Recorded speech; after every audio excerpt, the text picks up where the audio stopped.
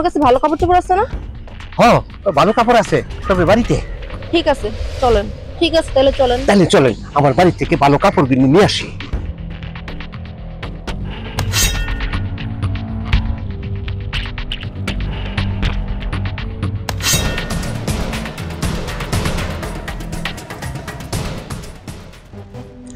যা যা বলছিলাম সবকিছু মনে আছে তো?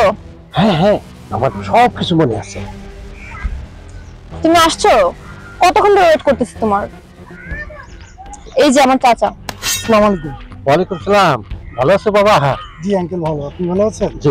ওর বাপ মা তো ছোট থেকেই মারা গেছে, তো এই সমস্ত দায়িত্ব তো আমি চাচা হিসাবে আমার একটা দায়িত্ব কর্তব্য বোধ আছে না।